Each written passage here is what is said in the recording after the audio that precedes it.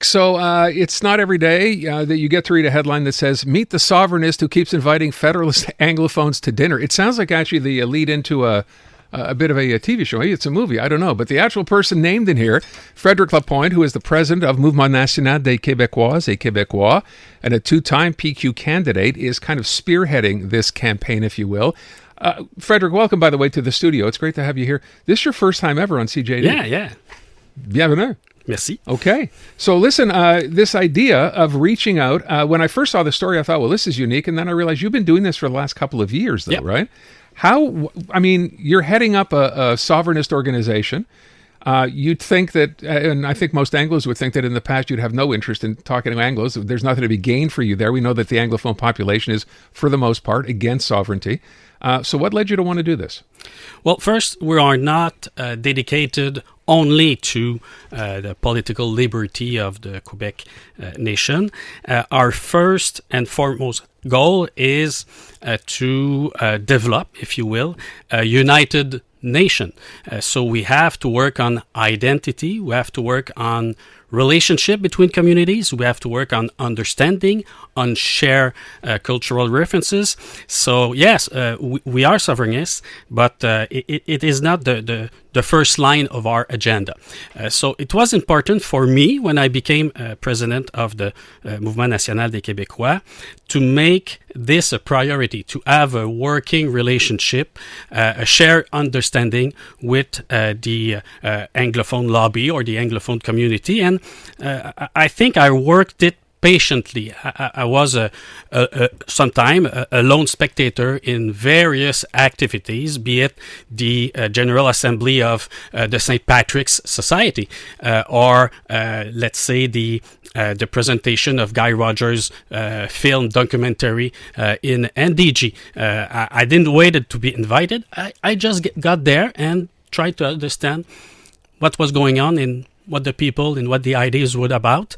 And that obviously facilitated the relationship that we established with the TALC organization. I would ask, as you say this, you're leading this sovereignist organization. When you decided to go ahead and do this, there must have been some backlash. They could have all stood up and go, "Way to go, Fred, go ahead and meet the Anglos." What was it like? Well, my organization is dedicated to realize a form of unity in our nation. So they're dedicated to that. There's various means that are put forward. We facilitate the participation of Neo-Quebecers in cultural activities, for example. Of course, we want to develop the French mastery in our schools and in the workplace. So no, it's quite natural to go there. What is less natural is to do it specifically with the Anglo lobby that was QCGN, that is now TALC, because we are on political issues so far away. But for me, that was making it so much more interesting. If we were able to talk about those things, to understand each other's position, not to try to change our minds about it. It's sane in a democracy that everyone has to fight for its right, that anyone has to express its views, different views on different things, but to do so in a, let's put it that way, a non-toxic way. Sure. Has this led you then in these meetings that you had to understand why the Anglophone community, as an example, is concerned about Bill 96, is concerned about Bill 21? Did you understand this before, or has meeting with these Anglo groups given you a clear understanding as to why? Well, less on Bill 21, to be perfectly honest. And I believe there is much more diversity of opinion on Bill 21 than the voices that are heard in the media. But yes, on the linguistic question, I believe we are in a situation where every actor considers itself a minority and sees the other as the majority. And being that way, the situation being that way, it's very hard to come to a shared understanding of what belongs to who. what are your responsibility as a French majority, or what are your responsibility or the compromises you have to make when you're part of a North American majority. So that thing is what surprised me the most, that it was felt sincerely in the Anglo community that they were a minority. And quite frankly, in French Canada in general, or in francophone, if we think of the Quebecers, francophone Quebecers, it's not something that come up naturally. We don't think about anglophone as a minority, but it's really felt that way. I understand that now that I'm not saying I lived with them, but I've been with them long enough. I find that very interesting. So you said that the French, when you talk about francophone Quebec, how did they view the English community? I mean, I will tell you, I asked the question because the English community sometimes feels like we're the enemy when it comes to the French community. When it comes to a government that's imposing some of these language restrictions, it always seems like a zero-sum game. We're going to promote and protect French, but we're going to do it by taking something away in English. That's the way the Anglo community feels. And I now understand why it's felt that way, but there is no well, maybe the phrase is not ideal. It's nothing personal. I think good to know. Okay. I think that there's a lot of let's put it that way. The French population doesn't want to take any chances with the continuity of the French fact in Quebec and in North America. So we are willing to go maybe a bit further than otherwise because we don't want to take any chances with that. And of course, we are on the receiving end of our own politics. I mean, we're the one that can't send our children to English school. But of course, symbolically and practically, Anglophones are on the receiving end of those politics too. So they can't take it personal. And quite frankly, I understand that. But I think we have to reflect on the fact that the solution is cultural security. There is cultural anxiety in Quebec. I'm not announcing anything new here. So if we work well in our understanding of each other's position, if we have the good messages, the good policies, also, but that's my personal and the position of my organization, if we have an independent Quebec, it's my belief that we will be more culturally safe, and then that maybe we'll be more relaxed considering laws and policies. As I said a few times, it's hard to convince someone that's been bitten by the National Assembly's laws on English and French rights to be confident that an independent Quebec will behave itself any other way. I can't say that and I can't believe that, but how can I convince someone that it's going to be way cooler when we're an independent country? I think it's real, but there's a trust issue that needs to be resolved. And even if it doesn't happen, even if Quebec doesn't become an independent country, I think it's worthwhile to work on this, to have a better understanding of why people do what they do when they are in power in Quebec. All right, we're in conversation with Frédéric Lapointe. He is president of the Mouvement National des Québécois, talking a sovereignist group and has been since the get-go. Yeah. And you have made a point of reaching out to the Anglophone community, which I think in and of itself is a wonderful thing to do. There doesn't have to be this animosity, obviously, between communities, which is why you've done this. Yep. I guess I kind of started by asking you, but I'll just reiterate for those joining us, what have you found out in the couple of years that you've been doing this, meeting with, the Quebec community groups now talk, as far as the Anglophone community and its concerns? What did they tell you?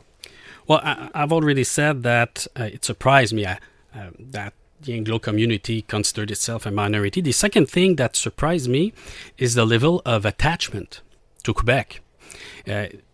These people want to live in Quebec and belong, not just live in Quebec, belong, be part of the family, be part of the team.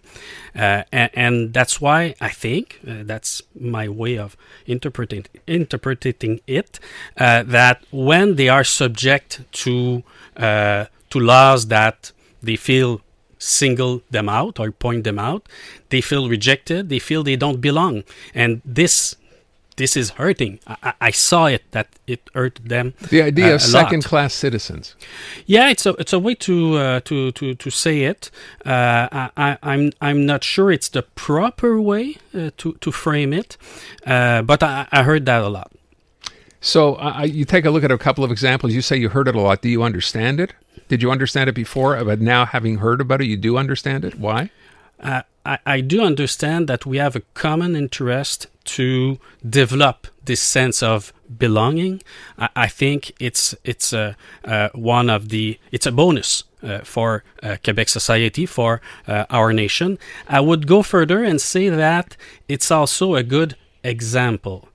I think if we can bridge this and be more sensitive about those issues and, for example, show our youth that we can overcome that kind of difficulties between people of a different background, I think it develops confidence in them for their society, the system, the democracy, etc., etc.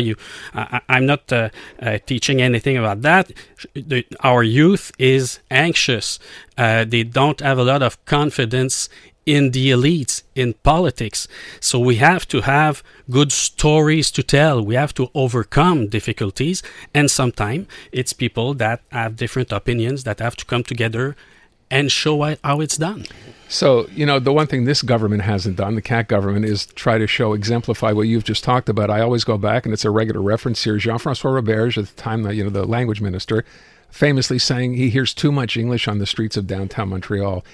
And Anglos react to that by saying, who says something like that? But that kind of thing is one of the reasons why people feel like, we are second-class citizens here. When someone is bothered by the fact that he's in the government and hears that, what do you say to that? Well, that's cultural anxiety, as I was referencing before. I think is echoing the feeling of numerous Quebecers about the situation in Montreal. What people don't know outside Montreal is that even though you hear people speaking English on the street, those people generally know how to speak French. Yeah. They're speaking English together, but they also know how to speak French. So times are changing. We have a demographic transformation in Montreal that doesn't come without friction or without misunderstandings. Is that a concern that we have this demographic mix in Montreal as far as French Canadians are concerned? It's a demographic shift that is concerning.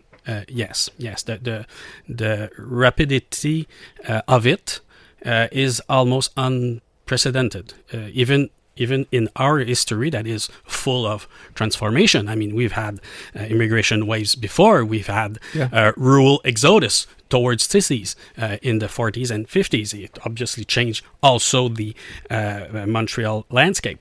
But we had, let's say, 200,000 to 300,000 people that left Montreal in the last 5 years, and still our population in Montreal grew by 200 or 300,000 people. So it's 25% of the population that changed in 5 years. So, of course, those changes are a bit disturbing to some.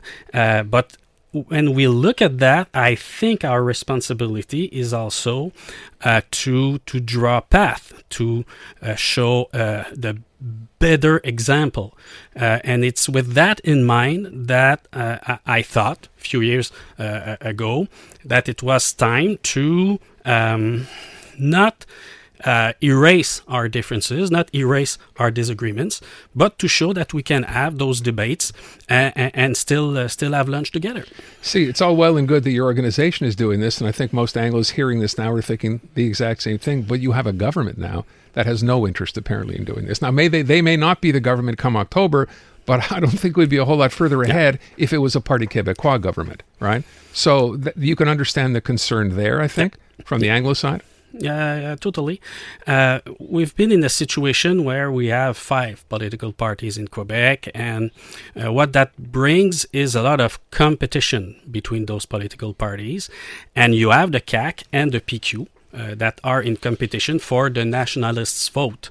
So that bring some kind of bidding war on those subjects. That's the way I would analyze it.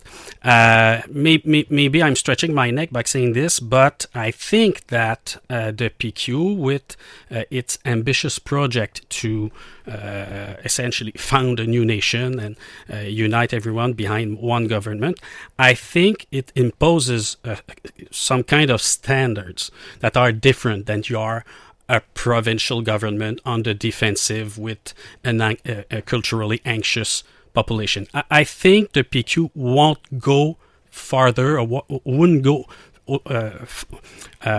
farther than CAQ did in the last year. Would they chip away some measures? That would be difficult to predict, but I don't think they will go very further. I'm not sure there's a lot further to go, to be fair, but I would also point out, for a party committed to sovereignty and a referendum, we have statistics that came in actually this week showing the number of people in Quebec against that idea has never been higher. So you're someone who's been pitching the idea for a long time. Is that, at least to you, something that's a bit of an eye-opener? I mean, that's got to be concerning for you? Not for our organization. We see that Quebec's population is concerned about its own sovereignty, and when that sovereignty is essentially threatened by the USA, they react accordingly. The beneficiary of that is PM Carney, so good for him. But I won't throw rocks on the population because they have a kind of solidarity with other Canadians on question of sovereignty. Heck, if we were already a sovereign nation, we would be shoulder to shoulder with the rest of Canada against the behavior of President Trump. So we have this behavior now. Obviously, it cools down numbers of the yes side. But hey, the debate is only a beginning. It's a few years from now. And quite frankly, it's our liberty that's going to express itself. I'm not mad or ashamed that my neighbor is for the no. It's okay. I would fight for his right to vote no. So no, it's not a problem for me that those numbers can fluctuate. I have to wrap up. I want to ask you one last thing, because this will come up, I'm sure, fairly regularly. Here we are on the verge, potentially, if the PQ wins, of another referendum vote. We know what happened in 1980. We know what happened in 1995. In fact, we know what happened in the 70s. Businesses left Quebec. People left Quebec and never came back. Are you not concerned that if we go there again, the exact same scenario will play out? Oh, it was not the same thing in the 1970s and the 1990s. In fact, in the 1990s, we had a great decade of growing economic growth in Quebec. I think it's part it's part of the landscape. It's part of a genetic code. It's a possibility that Quebec achieves its whole independence now or in a few decades from now, and I think everyone has to put that into its calculator and makes his choice accordingly. We will leave it at that. I want to thank you for coming. I very much enjoyed this, and welcome to CJAD, as I said. Thank you. I hope for the people who had no idea, or audience listening now, maybe touch on a couple of ideas. You can always come back. We'd love to have you again. Thank you so much. Thank you. Canadian women are looking for more out of themselves, their businesses, their elected leaders, and the world around them. And that's why we're thrilled to introduce the Honest Talk podcast. I'm Jennifer Stewart. And I'm Catherine Clark. And in this podcast, we interview Canada's most inspiring women. Entrepreneurs, artists, athletes, politicians, and newsmakers, all at different stages of their journey. So if you're looking to connect, then we hope you'll join us. Listen to the Honest Talk podcast on iHeartRadio or wherever you listen to your podcasts.